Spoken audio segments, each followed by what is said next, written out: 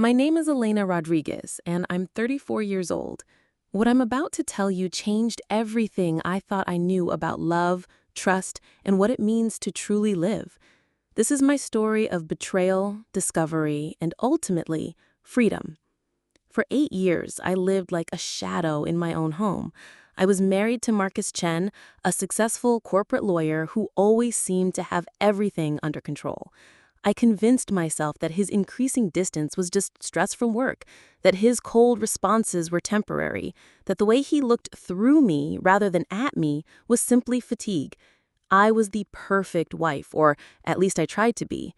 I cooked his favorite meals, kept our house spotless, never complained when he worked late or canceled our plans. I made myself smaller and smaller, thinking that if I just gave more, loved more, sacrificed more, he would see me again the way he used to. Our anniversary was approaching, 8 years of marriage.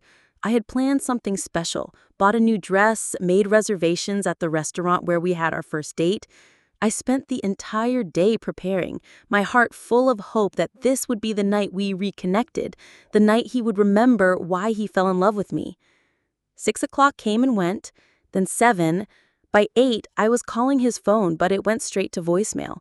I sat in that new dress, watching the candles burn down, feeling something cold settle in my chest. This wasn't the first time, but somehow it felt different. Final. When Marcus finally came home at nearly midnight, he didn't apologize. He barely looked at me as he loosened his tie and headed for the stairs. "Where were you?" I asked, my voice barely a whisper. He paused, his hand on the banister, and for a moment I thought he might actually answer. Instead, he said, "We need to talk tomorrow, Elena. There are things we need to discuss." The way he said my name, like it was a burden, made my blood turn to ice. The next morning, Marcus sat across from me at our kitchen table with papers in his hand. Legal documents. His lawyer training had taught him to be direct, efficient, emotionless. "I filed for divorce," he said, sliding the papers across the table like a business transaction. "My attorney says we can keep this simple since we don't have children." The words hit me like physical blows. I don't understand. What about counseling? What about trying to work this out? Marcus's laugh was cold, dismissive. "Elena, let's be honest. We've been living like roommates for years. You've let yourself go. You have no ambitions, no interest beyond this house. I need someone who can match my energy, someone who can be a real partner in my life." Each word was a knife. Let myself go? Marcus, I've done everything for you. I gave up my career to support yours. That was your choice, he interrupted. Nobody asked you to make yourself so small. I've met someone else, Elena, someone who understands what I need in a wife. The room spun around me. Someone else? Her name is Victoria Sterling. She's a partner at a competing firm. She's everything I need in a wife. He stood up, checking his watch like I was keeping him from something important. "I'll be staying at a hotel until you can find somewhere else to live. The house is in my name, so you'll need to be out by the end of the month." I stared at the divorce papers, my hands shaking. 8 years of marriage, reduced to legal documents and a 30-day notice? "How long?" I whispered. "How long what?" "How long have you been with her?" Marcus paused at the doorway, and for the first time, I saw something that might have been guilt flicker across his face. 2 years, he said quietly, then left. 2 years. Half of our recent marriage had been a lie. I spent the next few days in a daze, calling in sick to my part-time job at the library, the small job I'd taken when Marcus said I needed to contribute something, anything, to our household. My sister Carmen came over when I finally answered her worried calls. "Elena, honey, you look terrible," she said, pulling me into a hug. "Tell me everything." When I finished the story, Carmen was quiet for a long moment. Then she said something that would haunt me. "Elena, when was the last time you looked in a mirror and saw yourself, really saw yourself?" I couldn't remember. The divorce proceedings moved quickly, Marcus's efficiency extending even to the destruction of our marriage. I found a small apartment across town, packed my belongings, surprised by how many things were actually mine, and tried to rebuild some semblance of a life.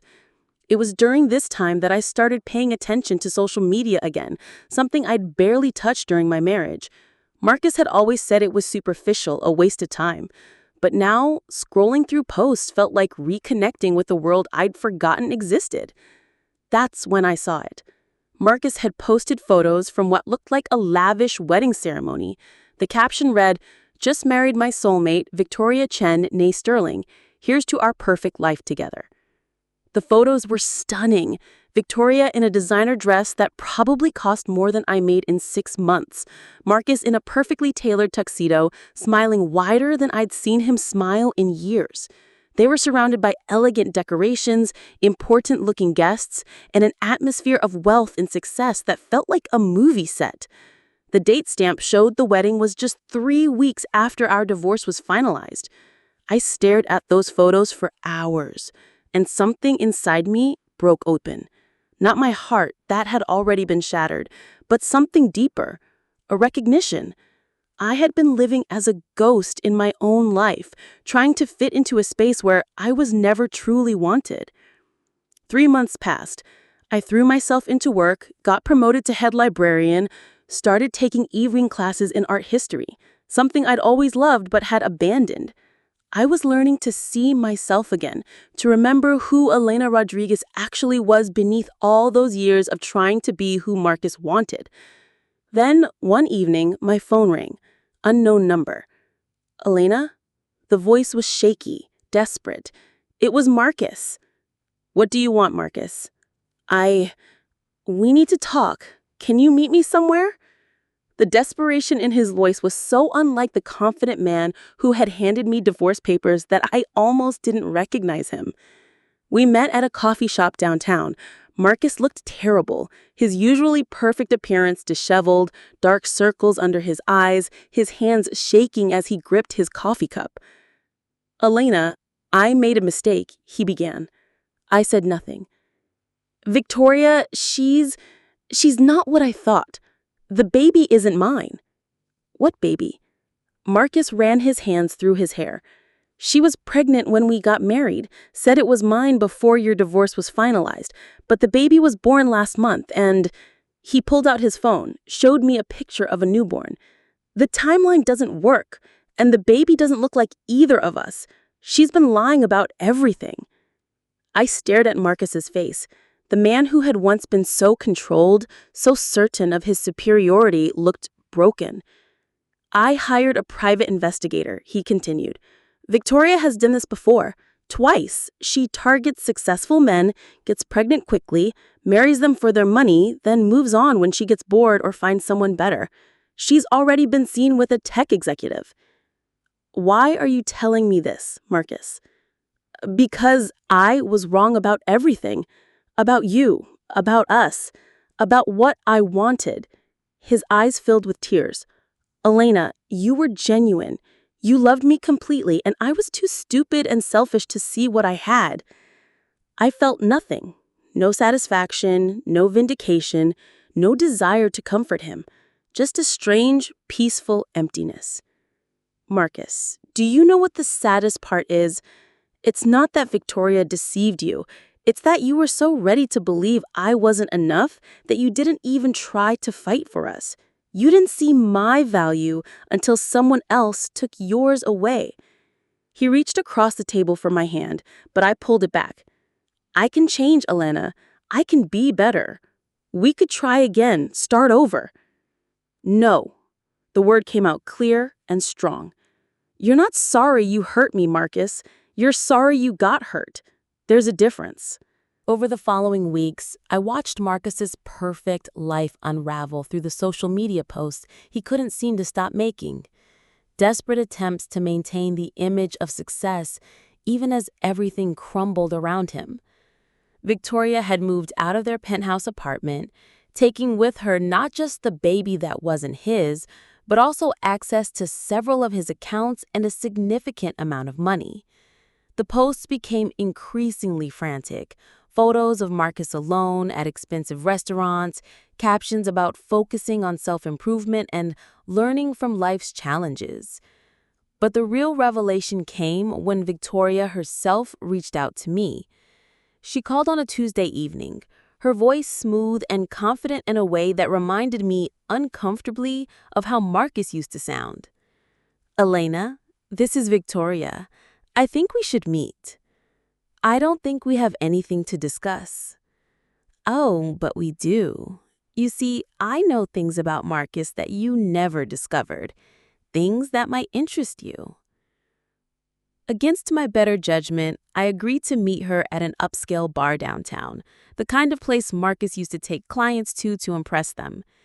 Victoria was exactly what I expected: polished, beautiful in an artificial way, wearing clothes that screamed money and status. But there was something brittle about her beauty, something that seemed like it might crack if examined too closely. "You're prettier than he said," she began, settling into the booth across from me with a martini. "He always made you sound so plain." "What do you want, Victoria?" "To tell you the truth about your ex-husband. You deserve to know who you were really married to." She leaned forward conspiratorially. "Did you know about the plastic surgery?" "What are you talking about?" Victoria smiled, pulling out her phone. She showed me a photograph. Marcus, but not as I knew him. His nose was different, broader. His jawline less defined, his hairline significantly receded. This was taken 5 years ago, before he had his glow-up, as he called it. Nose job, chin implant, hair transplant, even some work around his eyes. He spent over $50,000 transforming himself. Said he needed to look successful to be successful. I stared at the photo. The man in the picture looked insecure, almost desperate. Nothing like the confident Marcus I had married. "He was terrified of aging, of not being perfect," Victoria continued. "That's why he left you, you know. He saw you as a reminder of who he used to be. Ordinary, real, human. He needed someone who matched his new artificial image." "And that was you?" Victoria's laugh was sharp. "Oh, honey, I've had more work done than him, but I wear it better. The difference is, I know it's all fake. Marcus actually started believing his transformation was real." She pulled out another photo, herself, but dramatically different. Smaller nose, different eye shape, completely different body proportions. "I've reinvented myself 3 times, she said proudly. Different name, different look, different backstory each time. Marcus was just another chapter in my story. But you were real. That scared him more than anything." "Why are you telling me this?" "Because Marcus is trying to come back to you, and you should know what you'd be getting. He's not the man you married, Elena. He's not even the man who left you. He's a carefully constructed facade wrapped around a terrified little boy who's afraid of being ordinary." Victoria finished her martini and stood up to leave. "And oh, Elena, the baby isn't his, but it's not some random man's either. It's my ex-husband's, husband number 2. I needed Marcus to think it was his to secure the marriage, but I was always planning to go back to Richard. He's significantly wealthier." She walked away, leaving me sitting alone with the weight of these revelations. That night I looked at myself in the mirror, really looked, the way Carmen had challenged me 2 months ago. I saw a woman who had been authentic in a world of artifice, real in a world of pretense. I saw someone who had loved genuinely and been punished for it by people who didn't understand what genuine love was. Marcus called me several more times over the following weeks, each conversation more desperate than the last. Victoria had cleaned out their joint accounts. His law firm was investigating financial irregularities. Apparently, Victoria had convinced him to make several questionable investments that were now under scrutiny. His perfect life was systematically destroying itself. Elena, please, he begged during what would be our final phone conversation. I know I don't deserve it, but I need help. I'm losing everything. Marcus, I said calmly, you didn't lose everything. You threw it away. There's a difference. But we could try again. I could be different. You could be different, I agreed, but not with me. I'm not your safety net. I'm not your backup plan. I'm not your rehabilitation project. I'm a person who deserves to be someone's first choice, not their last resort. After that call, I blocked his number. 6 months later, I learned through mutual friends that Marcus had lost his partnership at the law firm. The financial irregularities Victoria had orchestrated led to an ethics investigation. His reputation in the legal community was destroyed. He'd moved back in with his parents, the penthouse lifestyle nothing but a memory. Victoria, meanwhile, had successfully moved on to her next target, the tech executive she'd been seeing while still married to Marcus. Social media showed her in a new city with a new look and a new last name. She'd reinvented herself once again, leaving behind the wreckage of Marcus's life without a backward glance. But I wasn't thinking about them anymore. I was sitting in my own apartment, small but beautiful, filled with art books and plants and things that made me happy. I had friends again, interests again, dreams again. I'd started painting, something I loved in college but had abandoned when Marcus said it was impractical. My sister Carmen visited that evening, bringing wine and takeout from our favorite restaurant. You look different, she said, studying my face. Peaceful. I feel different, I replied. I feel like myself again. Do you ever wonder what would have happened if Marcus had been honest from the beginning? If he just said he was unhappy instead of having an affair? I considered this. I think I would have tried to change, to become what he wanted. I would have lost myself trying to save something that was already broken. And now? Now I know that the right person won't ask you to change who you are. They'll love you for who you are and inspire you to become the best version of yourself. As I write this story, 2 years have passed since that terrible anniversary dinner. I've learned that betrayal, while devastating, can also be liberating. It forced me to confront the ways I had diminished myself, the ways I had accepted less than I deserved. Marcus and Victoria taught me that perfect lives are often perfectly empty, that success without substance is just expensive failure, that beauty without authenticity is just attractive emptiness. I learned that revenge isn't necessary when people carry the seeds of their own destruction. Marcus's need for artificial perfection made him vulnerable to someone who perfected artifice. Victoria's pattern of deception ensured she could never build anything lasting or real. Today, I live authentically. I love genuinely. I've stopped trying to be perfect and started trying to be true. And in that truth, I've found something Marcus and Victoria will never find in all their reinventions and manipulations: peace. The truth always finds its way to the surface. And when it does, those who have built their lives on lies find they have nothing solid to stand on. As for me, I'm standing on the solid ground of self-knowledge, self-respect, and the quiet confidence that comes from surviving your worst nightmare and discovering you're stronger than you ever imagined. That's not a perfect life. It's something better. It's a real one.